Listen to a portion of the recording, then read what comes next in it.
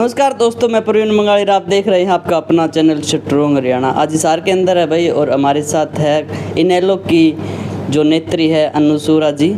और अब इन्होंने अपना जो एक नेम जो टाइटल इन्होंने चेंज कर दिया है, अन्नू जुगलान, अन्नूसुरा जुगलान। करे भी क्यों नहीं भाई, इनका पैतृक गांव है, अपने गांव का नाम लगाना कोई गुनाह भी नहीं है। जैसे कि मैं लगाता हूं प्रवीण मंगाड़ी, उसी तरह इन्होंने अन्नूसुरा जुगलान नाम से भी अपना जो नेम जो टाइटल दे दिया है। और बरवाड़ा विधानसभा से इन्होंने जो ताल ठोक दी है और तैयारी भी स्टार्ट कर दी है। जगह जगह आप देखोगे कि बरवाड़ा हल्के में इनके बैनर लगे हैं अन्नूसुरा जुगलान से। नमस्कार जैनू जी। नमस्कार प्रवीण जी, और आपके सारे दर्शकों को भी राम राम।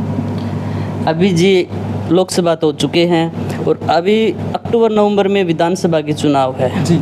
आप नलवा की तैयारी कर रहे थे, नलवा से अचानक बरवाड़ा की तरफ कैसे मोड़ दिया जी? जी, नड़वा की तैयारी कर नहीं रही थी। मैं तो आज भी नड़वा जाके आई हूँ। नड़वा भी मेरे से कभी दूर नहीं था, और मैं तो आदमपुर भी जाती रहती हूँ। बात तो संगठन के लोगों से मेल जोल की है। आदमपुर में भी जहाँ भी संगठन के लोग होते हैं, मैं वहाँ जाती रहती हूँ। और आपने बात करी कि अन्नू जुगलान लगा लिया, तो मैंने तो कोई जूठा नहीं लगाया। और बरवाड़ा हल्के के अंदर तो ऐसे ऐसे लोग हैं जो हैं उकलाना हल्के के गांव, और मतलब बरवाड़ा हल्कों के गाँव के नाम लगा रखे हैं, बरवाड़ा हल्के के नाम लगा रखे हैं। तो जब लोग झूठे नाम लगा सकते हैं, तो मैं मेरे गांव का नाम क्यों ना लगाऊं? सारा उकलाना आके बढ़ रहा है बरवाड़ा में, तो मन के खोट कर रखे, मैं क्यों ना लगाऊं?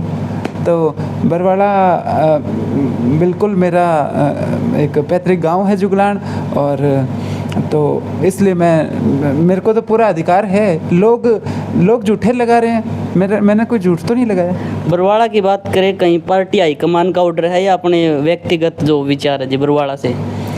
जी, व्यक्तिगत विचार भी हैं। और देखिए, सारी बातें अभी मैं आपको यहाँ बताऊँ ठीक नहीं है। गठबंधन हमारा हो चुका है बसपा के साथ, इनेलो बसपा मिलके लड़ रही है, और बहुत मजबूती से हम लोग लड़ेंगे। सीट शेयरिंग की संख्या तो शेयर हो चुकी है, लेकिन आगे कौन कहाँ से लड़ेगा वो अभी चीज़ें चल रही हैं। तो आप इंतज़ार कीजिए, कुछ ही समय की बात है। लेकिन हाँ, इतना है कि मैं बरवाड़ा गई हूँ तो कुछ सोच के गई हूँ। कहीं ना कहीं बसपा से आपका गठबंधन हुआ है जी, कहीं ना कहीं मजबूत हो गया आपकी पार्टी से? बिल्कुल, और सिर्फ मजबूत नहीं, बहुत मजबूत। बसपा का संगठन इनेलो की तरह ही एक, जैसे हम इनेलो के वर्करों को कहते हैं कि इनेलो का वर्कर बहुत कट्टर है, बहुत मजबूत है, उसी तरह से बसपा का जो वोटर है, जो कार्यकर्ता है, वो भी एक बहुत ही मजबूत कार्यकर्ता है। तो इससे कोई दो राय नहीं है कि बड़ी मजबूती इस गठबंधन से इनेलो और बसपा दोनों को ही मिलेगी। जैसे कि पीछे हमने देखा था कि जी जेजेपी पार्टी थी वो उभर के आई थी, और उसमें का फ़ायदा भी हुआ दुष्यंत चौटाला को, उप मुख्यमंत्री रहे 4.5 साल। और उसी तरह पे क्या आपकी पार्टी को भी कहीं ना कहीं मौका मिल सकता है और आप भी सरकार में शामिल हो सकते हैं? अगर सरकार में शामिल हो तो कौन सी आपकी सरकार है? कांग्रेस है या बीजेपी है? किसके साथ जाओगे आप? देखिए, इनेलो कभी भी इस तरीके का रवैया इनेलो का इतिहास में नहीं रहा है। इनेलो के गठबंधन हुए हैं, बिल्कुल हुए हैं, लेकिन गठबंधन में मुख्य पार्टी हमेशा इनेलो ही रही है। सीएम हमेशा ही इनेलो का रहा है, वरना विपक्ष में बैठना मंजूर है। तो मुझे नहीं लगता कि इनेलो किसी के दरवाजे पे जाएगी, और किसी को हमारे दरवाजे पे आना होगा तो आ जाएगा, ये मैं कहूँगी। दुष्यंत नहीं है हम कि किसी के भी दरवाजे पे जाके बैठ जाएं। हम जैसे आमतौर पे जो विपक्ष है, अब मैं नाम लूँगी किसी पार्टी का तो आप कहोगे कि आप उसका जिक्र क्यों कर रहे हो, लेकिन उनका ये प्रचार रहता है कि ये तो बीजेपी के साथ चले जाएंगे। बीजेपी को कोण में लगा कर रखा करती ना लोग, जब गठबंधन होता था उनकी 5-4 सीट आया करती। वो तो जैसे अब कामरेड हैं भाई, इलेक्शन तो लड़ते हैं लेकिन सीटें नहीं आती, कुछ वैसा हाल था बीजेपी का। तो 1 सीट आ गई, कभी 4 आ गई, कभी 3 आ गई। तो इनेलो की सरकार बनती थी और वो क्या समर्थन दे देते थे तो ले लेते थे। हमने कभी उनकी गुलामी नहीं करी, तो मेरे को नहीं लगता कि भविष्य में भी करेंगे। विपक्ष में बैठ जाएंगे, बना लो, कांग्रेस बीजेपी मिलके बना लो, सरकार बनती हो तो। और अंदर खाने तो मिले ही हुए हैं, मिल के सरकार भी बना लो। कहीं ना कहीं कांग्रेस भी आपसे आरोप लगा रही है कि जो बी टीम बता रही है इनेलो जेजेपी को बीजेपी की, कितना सच है इसमें? कांग्रेस का कोई दीन ईमान है? आप मेरे को ये बताओ, कांग्रेस कह रही है कि इनेलो तो बीजेपी की बी टीम है। हमने तो निंदे दिए थे, हमने तो कहा था अगर कोई गठबंधन राष्ट्रीय स्तर पे होता है तो इनेलो उसमें शामिल होगी, कोई ऐतराज़ नहीं है हमें। हम चाहते हैं कि भाजपा हारे, तो मिला लेते। तब तो पावर शेयरिंग के नाम तो बड़ी तकलीफ़ हो रही थी कांग्रेस को कि ना इनेलो नहीं शामिल होनी चाहिए। जीत लिया गढ़, बना लिया राज, कांग्रेस मोदी तो तीसरी बार फिर ले गया शपथ।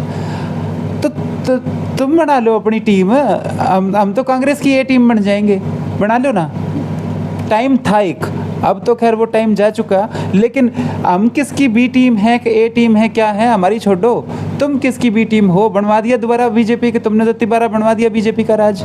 नीतीश भी हमारे तो चौटाला साहब के तो काबू था, कांग्रेस को तो कांग्रेस की हरकतों की वजह से तो ये लोग भाग गए और दोबारा मोदी दोबारा भी नहीं, तिबारा मोदी प्रधानमंत्री बन गया। मिलके चलते, पावर शेयरिंग करते, लेकिन इनका तो अहंकार ही ख़त्म नहीं होता। तो हम भी हैं, ए हैं, हमारी चिंता छोड़ो। तुम क्या हो कांग्रेसी हो, तुम अपनी चिंता करो। कहीं ना कहीं 2019 की बात करेंगे, दुष्यंत 10 सीटें लेके आया था और बताया जा रहा था कि ये इनेलो के जो वोट बैंक है, तो क्या आप उन 10 जो सीट है उनको कवर कर पाओगे या प्लस होगी? डेफिनेटली प्लस होंगी, क्योंकि बसपा का भी साथ है। और जब बसपा का साथ 1 और 1 11 वाली बात होती है तो डबल नहीं, हमें और ज़्यादा फ़ायदा होगा। कितनी सीटें? क्योंकि जब दो वोटर्स मिलते हैं तो 1 और 1 11 का काम होता है। तो मेरे को तो पूरा यकीन है कि लगभग 30 सीटों पे हम आगे रहेंगे, जीत दर्ज करेंगे।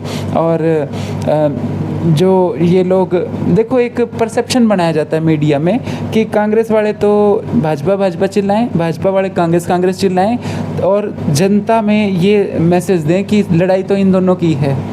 ये जान करके करते हैं, ड्रामाबाजी जो करते हैं कि हमारी दुश्मनी है और तो कोई है ही नहीं।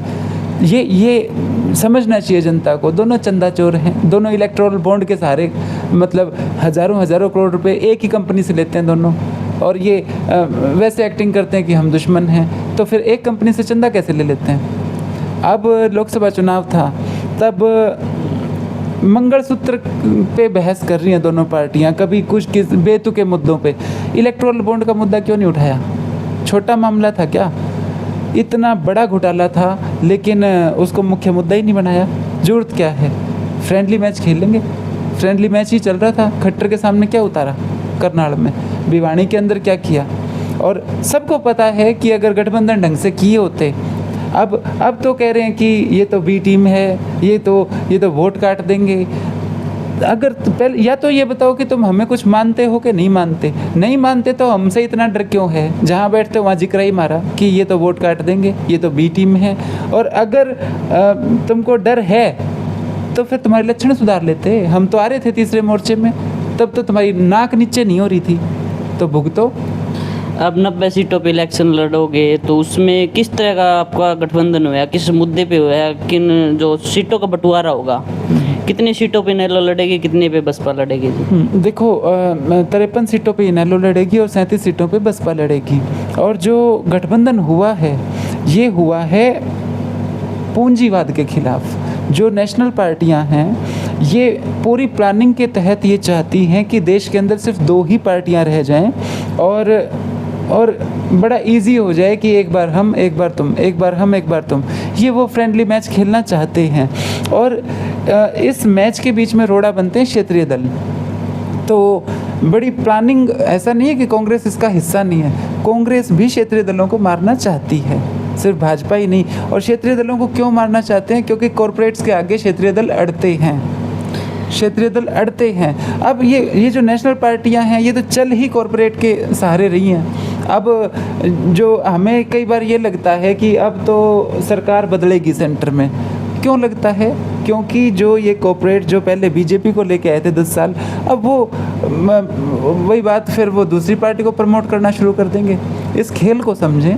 वो आप इस चीज़ को देखिए ना कि हमें एक क्षेत्रीय दल को ना कोई चंदा मिल रहा है इतना भारी भरकम, ना हमें कोई मीडिया में स्पेस मिल रहा है, नेशनल मीडिया में तो मिलता ही नहीं है, उसके बावजूद हम स्ट्रगल करते हैं क्षेत्रीय मुद्दों के दम पे। तो ये लोगों को समझना चाहिए कि अगर आप क्षेत्रीय दल को नुकसान पहुंचाओगे तो आप अपने आप को नुकसान पहुंचा रहे हो। जैसे अब मैं एग्जांपल देती हूँ SYL का। SYL के मुद्दे पे पंजाब कांग्रेस का पंजाब बीजेपी का अलग रुख है, हरियाणा कांग्रेस हरियाणा बीजेपी का अलग रुख है। तो मतलब पता है कि सेंट्रल पार्टियां हर स्टेट में अपने अपने वोटों के लिए ड्रामा करती हैं, क्षेत्रीय दल होगा तो अड़ेगा। अभी आपसे आखिरी सवाल है कि जैसे कि बीजेपी के बड़े बड़े लीडर अमित शाह, नरेंद्र मोदी जैसे विधानसभा में प्रचार करेंगे, उसी प्रकार कांग्रेस के भी राहुल गांधी, सोनिया गांधी या खड़गे साहब आएंगे ज़रूर, लेकिन कहीं ना कहीं बसपा और इनेलो का गठबंधन है, तो मायावती जो है आपके प्रचार के लिए आएगी? बिल्कुल मायावती जी आएंगी। और एक चीज़ और भी है, मायावती जी के लिए मैं स्पेशली कहूँगी कि वो एक ऐसी लीडर हैं बसपा पार्टी का, जो मैंने कहा ना कि इनेलो की तरह कैडर बहुत मजबूत है, उनके इशारे को भी समझते हैं कार्यकर्ता, चाहे वो इनेलो पार्टी हो चाहे बसपा पार्टी हो, सुप्रीमो के एक एक इशारे को समझते हैं। हमें राहुल गांधी या आपने बीजेपी का नाम लिया अमित शाह, इनकी तरह जैसे बदजुबानी करने की, मीडिया में ये जो ड्रामा करते हैं दोनों पार्टियां, ऐसी वाहियात बातें करते हैं, नॉनसेंस मुद्दों पे वोट मांगते हैं कि बटन दबाओगे तो करंट वहाँ लगेगा, मंगलसूत्र खोस लेंगे, ये लेवल नहीं है। चाहे वो इनेलो हो चाहे बसपा, हम बात करते हैं मुद्दों की। कभी आप अभय चौटाला को सुनना सदन में, बहुत ही सीरियस गंभीर मुद्दों पे हमेशा उन्होंने बोला है। और ये कांग्रेस वाले तो शेरो शायरी करते हैं, हुड्डा साहब तो खट्टर शेर सुनाएगा फिर हुड्डा सुनाएगा। तुम यहाँ मुशायरे करने के लिए राजनीति में आए हो? तो मैं ये कहती हूँ कि कोई मैच ही नहीं है। ये हैं तो नेशनल पार्टियाँ, लेकिन स्तर बहुत नीचा है क्षेत्रीय पार्टियों के मुकाबले। धन्यवाद जी, आपका बहुत बहुत धन्यवाद सर। जैसे कि आपने देखा भाई, अनु सूरा है जो बरवाड़ा हल्के से विधानसभा में अपनी ताल ठोक चुकी है और इनेलो पार्टी से भी कैंडिडेट होगी और आने वाली विधानसभा से बरवाड़ा हल्के से विजयी भी हो, यही उम्मीद हम करते हैं। तो वीडियो के एंड में सभी दर्शकों को एक बार फिर राम राम, जय हिंद, जय भारत।